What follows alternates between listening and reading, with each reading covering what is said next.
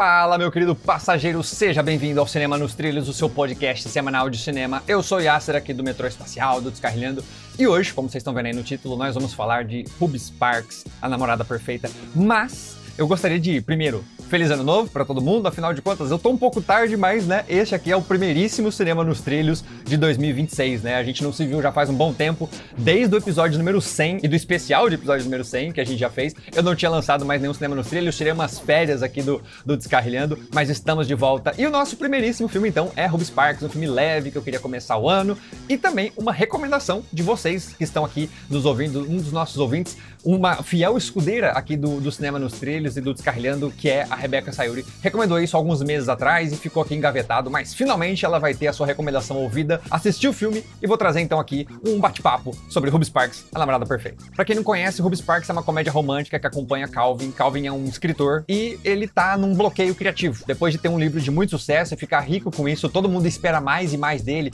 e qual o grande próximo projeto que ele vai fazer e ele não consegue escrever nada, né? Ele tá no psicólogo, ele tá tentando resolver esse bloqueio e nada sai, até que um dia ele começa a ter alguns sonhos com essa mulher, né, que ele acha perfeita, e da noite pro dia, de repente, essa mulher aparece na casa dele, achando que é a namorada dele, e ele começa a conviver com ela, né, ele até acha que ele tá louco no começo, e depois ele percebe que ela é real, e ele começa a conviver com ela, e depois a gente vai ter uns conflitos ao redor do filme, mais pro final, do meio pro final do filme, que é o que traz a graça pra esse filme. Mas antes de falar de Ruby Sparks, eu tenho que fazer a leitura semanal de comentários, então bora lá. Bom, o primeiro comentário que eu tenho pra ler aqui é da Giovana Ferreira, que comentou no nosso episódio 29 sobre o filme The Cured, né? E ela disse o seguinte: achei muito legal a ideia dos zumbis serem curados, mas achei que foi pouco explorado, muito superficial.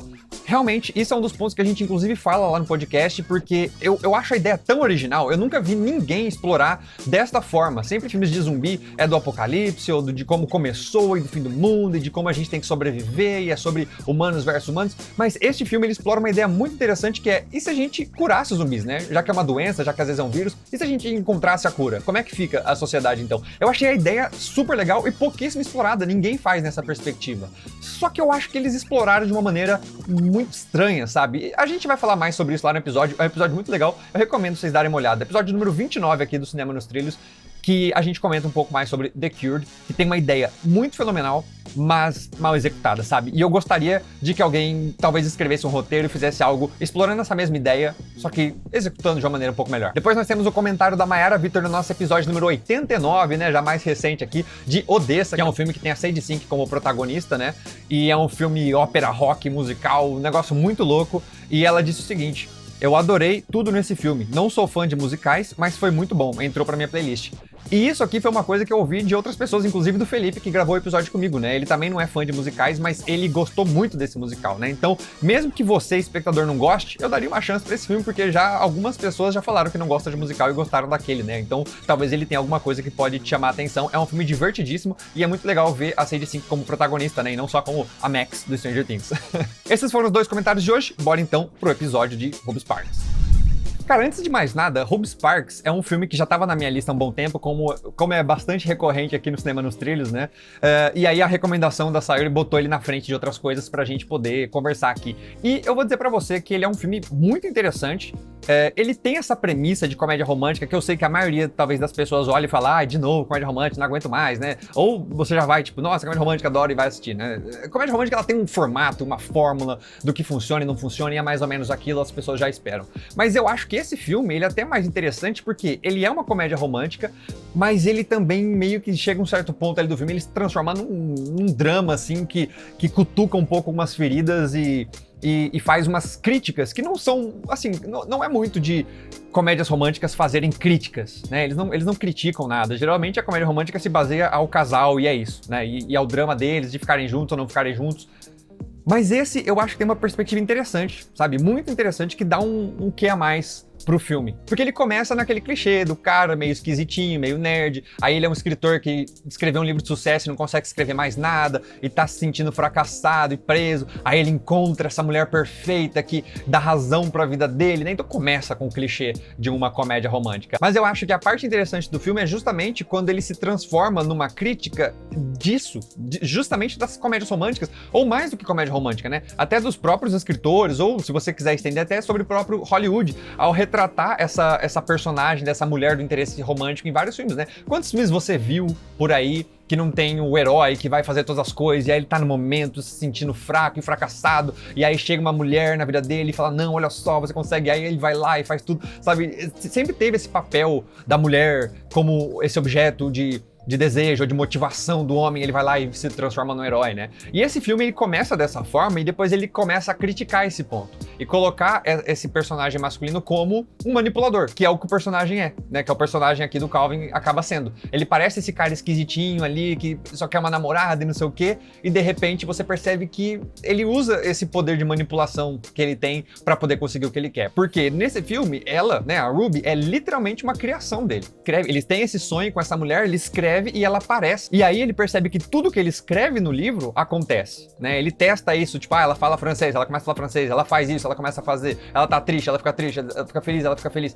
Então ele tem um poder de literal, né? Um poder literal de manipulação sobre o que ela faz e o que ela é. E o que ela sente. Então é impossível você passar por esse filme achando, tipo, nossa, que romântico, quando você tem um cara com um poder de manipulação, como acontece na vida real, mas aqui ele tem um poder literal de manipulação sobre ela. E o filme, ele, né, é bem explícito quanto a isso. Claro que aí no começo, ele ainda tá assim, não, olha só, ele escreveu ele não esperava que isso fosse tornar realidade, era só um livro, mas ela se tornou realidade, e ele fala, ela é perfeita, nunca mais vou escrever. E ele tranca lá o esboço que ele tinha escrito do livro, e ele fala, nunca mais vou escrever, tá bom. Só que quando ela começa a ter um pouco de livre-arbítrio, quando ela quer sair com amigas, quando ela quer ir pra faculdade, ele começa a pensar, putz, ela não quer mais ficar comigo, ela tá me trocando, né, ela quer ficar morando sozinha, não sei o quê, e aí ele vai lá e pega o livro e começa a escrever, ela fica triste sem mim, né, ela começa a entrar em depressão, ela quer fazer isso comigo, ela tá brigando comigo, não, ela tá feliz agora, e aí ele fica manipulando ela através dessa escrita desse livro. E aí você percebe que ele não é tão, assim, o cara esquisitinho, legal, sabe, que só queria uma paixão, não, você percebe que ele tava agindo, né, como manipulador, ainda mais porque a gente tem a presença, né, pelo menos em falas e diálogos, e depois bem ali, brevemente, numa parte do filme, a gente vê a ex dele, né? Essa personagem da ex é mencionada alguns tempos, e a gente sempre vê essa ex como, tipo, ela largou ele, ela não quis ele, ela largou ele logo depois que o pai dele morreu, e você cria essa imagem da ex malvada, e depois quando a gente conhece ela ali ao redor do filme, a gente percebe que talvez a história não seja bem assim, né? A gente percebe que talvez é o Calvin que não é essa pessoa que tá disposta a se abrir numa relação, sabe? E essa analogia toda que o filme faz, né, da personagem da Ruby, dessa personagem que é perfeita pra representar essa namorada perfeita, é justamente uma forma de você espelhar a vida real com relacionamentos. O Calvin, ele é o cara que ele quer manipular, ele quer que as coisas estejam do jeito dele, ele não tá disposto a abrir mão de nada. E é por isso que a ex dele terminou, né? Chega nesse momento ali no filme onde eles acabam se reencontrando e ela fala, você não me via, você não estava interessado por mim, sabe? Você só pensa em você é egoísta, você é egocêntrico. E ele não percebe isso, né? E ele acha que a culpa é dela, ele acha que é ela que largou ele e assim por diante. Quer dizer, ela largou dele, mas por bons motivos. E aí você percebe o tanto que ele é manipulador, até chegar depois no final ali do filme, onde você realmente percebe um pouco do sadismo dele, quando a Ruby começa a criar uma personalidade própria e confrontar ele, e ele vai lá e começa a escrever o que ela deve ou não deve fazer, como ela pode ou não pode agir, sabe? E ele se torna um babaca. Na verdade, se torna não, né? Ele expõe a babaquice que ele tinha ali velada. E o que eu acho interessante é que o filme, ele meio que manipula a gente também, porque assim, até metade do filme é aquela coisa, comédia romântica, olha que bonitinho, ele tá sozinho, ele criou uma namorada, essa namorada apaixona por ele, olha que casal fofo, né, e acontece tudo bem. E aí depois ele te choca com essa revelação ali no meio, né, dessa troca, assim, de tipo, putz, olha só, ela tá criando uma personalidade própria e ele não tá gostando, e agora ele começou a manipular ela, assim, e aí te dá aquele choque, né, e se transforma meio que, não vou dizer num terror, não tem nada de terror no filme, mas é assim, um drama psicológico de manipulação, sabe, que pode até conversar com muitas pessoas que passaram por relacionamentos abusivos, né, e eu acho que essa é a grande, não sei se é a mensagem do filme, mas o grande ponto do filme, talvez o grande tema do filme, né? Que é justamente falar desses relacionamentos abusivos e como tudo parece às mil maravilhas, até que você, entre aspas, saia do eixo, né? E aí você vê o quanto uma pessoa pode ser manipuladora e sádica, como ela lida com você, principalmente quando ela tem algum tipo de poder sobre você, seja um poder financeiro, seja um poder do emprego, seja um poder sobre outros aspectos da sua vida, que neste caso do filme é um poder literal, ele literalmente controla ela através do que ele escreve, né? Na vida real, é lógico, não é uma fantasia, as pessoas não controlam assim, mas tem outras maneiras de controlar, né? Então ela expõe isso de forma,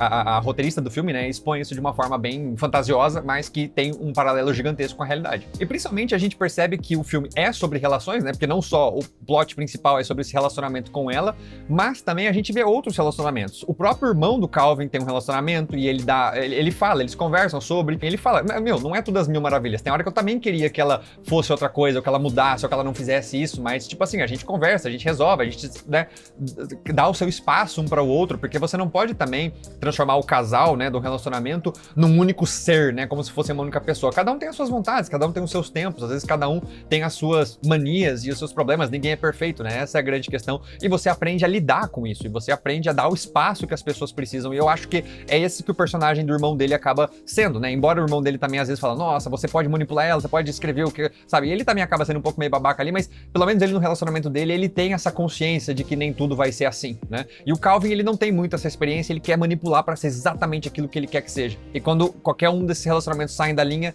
ele prefere simplesmente ignorar. Outro relacionamento que aparece ali também é dos pais do Calvin. O pai dele, na verdade, já faleceu, então a mãe dele tá com o que seria o padrasto dele, e eles têm um relacionamento, e ele até se choca um pouco, ele fala, meu, minha mãe não era assim antes, né, e agora parece que ela é outra pessoa, porque esse relacionamento que ela tem com esse cara que é o padrasto dele, ele é um cara mais leve, mais divertido, mais brincalhão, e isso faz, né, com que eles tenham uma perspectiva e um relacionamento diferente, e o Calvin, ele não entende isso, ele não entende essas nuances do relacionamento, sabe, porque ele tinha uma visão de quem era a mãe dele e de como era o pai dele, e aí quando tem esse novo relacionamento da mãe dele, ele não entende essas mudanças ou essas concessões que a mãe dele faz pra se adaptar a quem é o novo marido e que o marido faz pra se adaptar a quem é a nova esposa, sabe? Eles têm essas concessões porque eles se dão bem e porque eles conseguem construir um relacionamento que o Calvin nunca conseguiu. E quando eu assisti o filme, né, eu fui cego, porque eu fui por recomendação assistir, mas antes de gravar o episódio eu faço uma leve pesquisa de algumas coisas, e eu acho que tem umas curiosidades muito interessantes que dão uma perspectiva bastante diferente pro filme, porque, por exemplo,